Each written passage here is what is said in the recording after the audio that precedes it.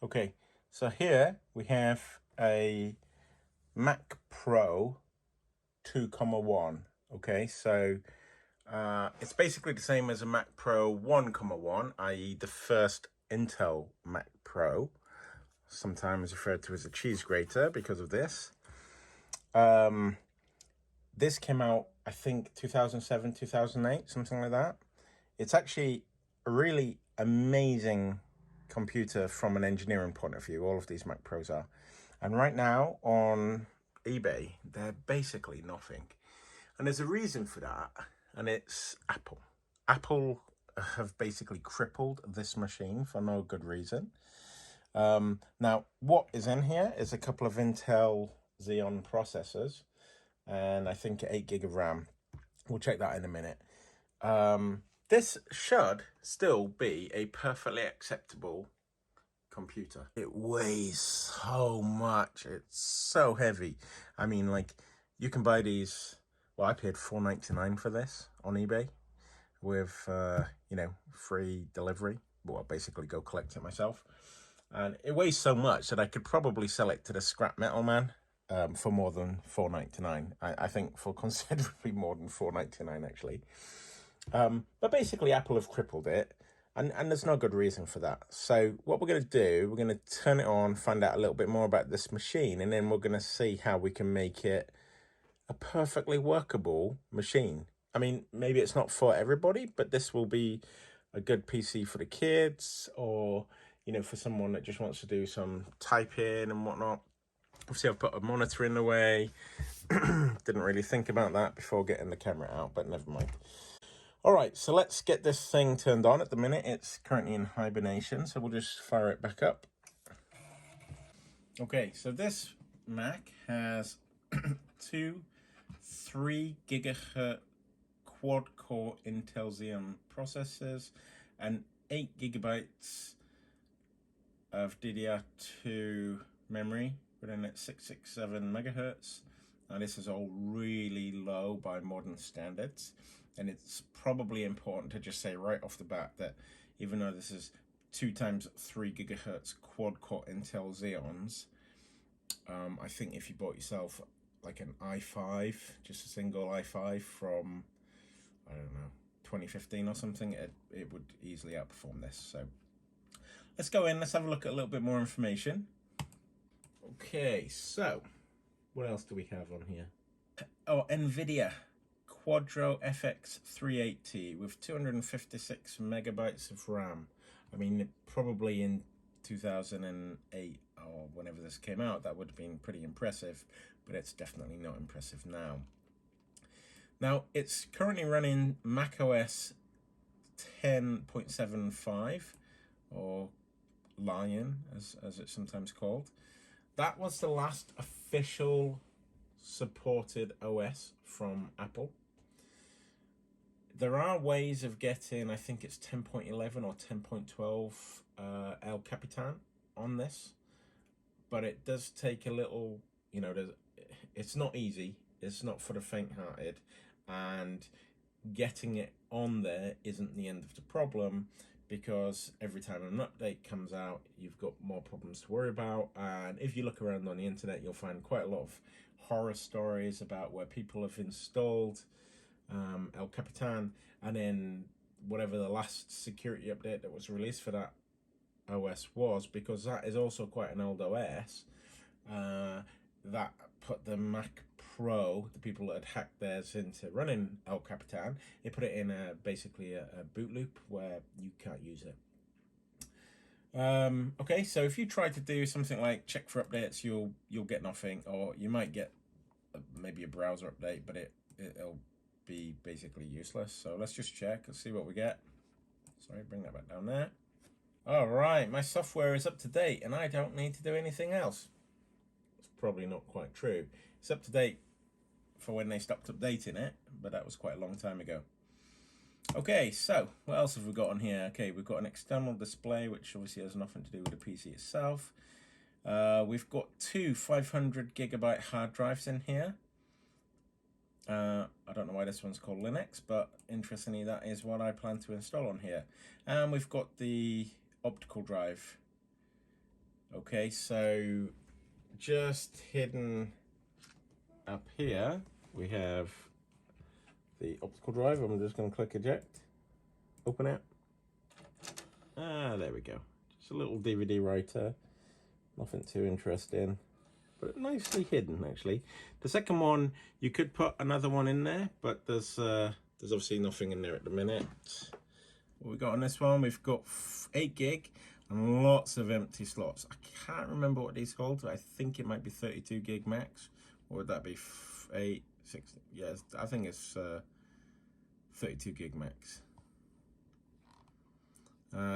Actually, updating this is quite easy. The Mac Pro was one of the Macs that are really easy to update things on, except the OS. Nice one. Okay, so let's have a quick look if we can get the system report up. Okay, so we have the Mac Pro 2.1. Okay, so essentially this is a Mac Pro 1.1. It's the first revision. There wasn't one that came after this that was a proper 2.1. The 2.1 just meant it was a custom order to have these quad-core Intel Xeon processors in there. Okay, so what we'll do, we'll bring up Safari first of all. Okay, so these are the kind of messages that we're gonna run into running a Mac this old.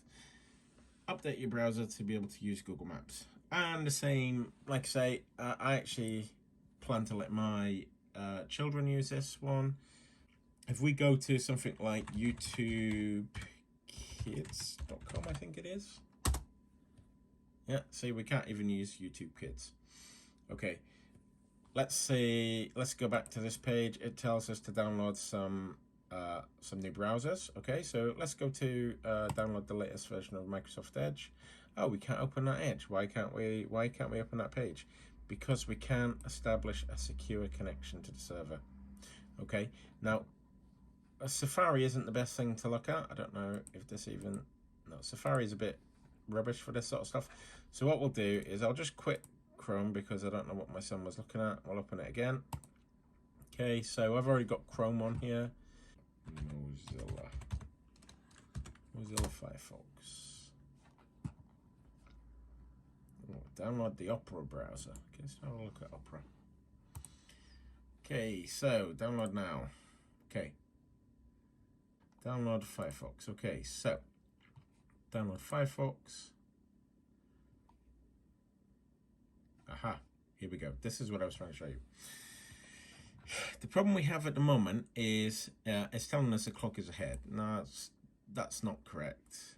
It is indeed Thursday, the 3rd of August 2023 at 9:49 AM for me. Because this computer no longer receives OS updates, it is no longer being told about, it's no longer receiving information about the certificate authorities. Therefore, it no longer knows that it can trust whoever created this certificate. Okay, so it's not valid. Okay, so that's because, although it should run until October 2023, this is all fine. Essentially, the root certificate on my machine does not trust this website. All right, so that's a bit, I made a little bit of a mouthful of that, but essentially my computer has to be told which certificate authorities are trustworthy, and because Apple is no longer issuing updates to this machine, I can't get that information. Okay, so my browser thinks there's a problem here. Now you'll see before we started this I sort of turned something off, so let's go turn that back on a second. Okay, what I've installed on this machine, it took no time at all, is what we call a Squid proxy. Although getting the Squid proxy was also a challenge. Let's have a look. Squid proxy. Okay, let's get rid of this. Don't need this. Squid cache. Okay. Again, the problem is I can't download it. Now, luckily, I have another computer. I just downloaded the image, transferred it here, and set it up. But basically what I've done is I've put a proxy server on this machine that's running on the local host. Okay, so it will now intercept all web traffic and pass it through its own proxy server. The proxy server is going out and checking if those certificates or certificate signers are trusted. Okay, so this gets me around this problem, but it doesn't get me around all of the problems. Well, let's just turn that back on again. So we go in here in proxies. I've got mine is running on port 3128. Let's try again. Let's refresh that. There we go. So we've now got this working. Okay. All right. So that gets around one problem. It doesn't get around all of the problems though, and this is where it gets annoying. So let's go back to YouTube for Kids. YouTube Kids. Okay. It's a bit unexpected. YouTube Kids. Okay. All right. Oh, there we go. Still can't get on it. So even though my certificate is now trusted, because my certificate is going through Squid. Okay, so I don't think you can see that there because it's really hard to focus on this. So my Squid is trusting a certificate. That's fine, but the owner of the website wants me to use a newer browser, and you will find that quite often. I don't know if Netflix works. Netflix.com, I guess.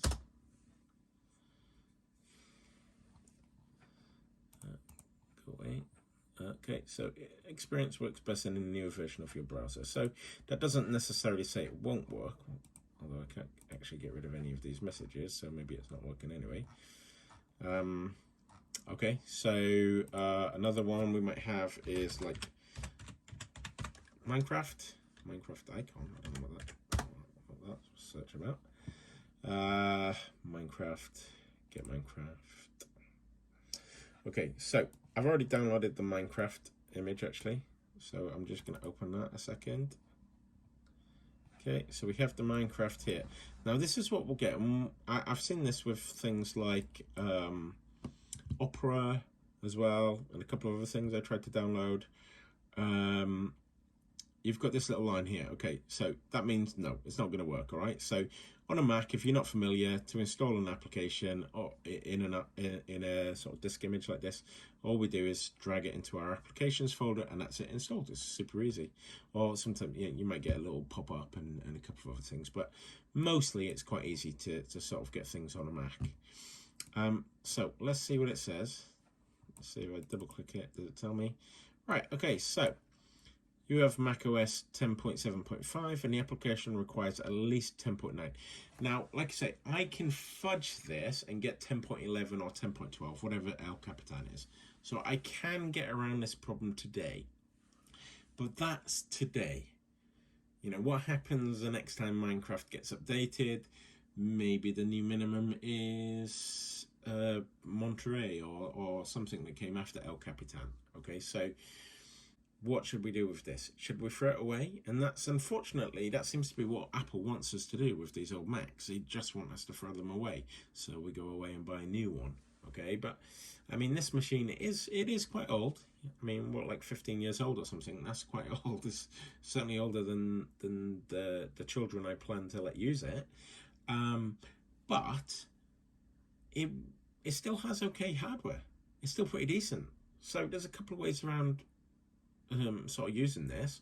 I'm going to put Linux on this. My kids are pretty switched on. They'll be able to figure out how to get on Minecraft using Linux anyway. All right, so no problem there. Right, so what are the challenges that we might expect to see? Well, there is one kind of weird thing on these machines, and I think that's why they were sort of discontinued quite quickly. Like I mentioned earlier on, this is a Mac Pro 2.1, which is essentially just an upgraded version of the 1.1. It was only on the market for about a year and a half, I think, before they released what is known as the Mac Pro 3.1, which is a very good machine if you can find one. A 3.1, 4.1, 5.1, they're not bad. If you can find one for cheap.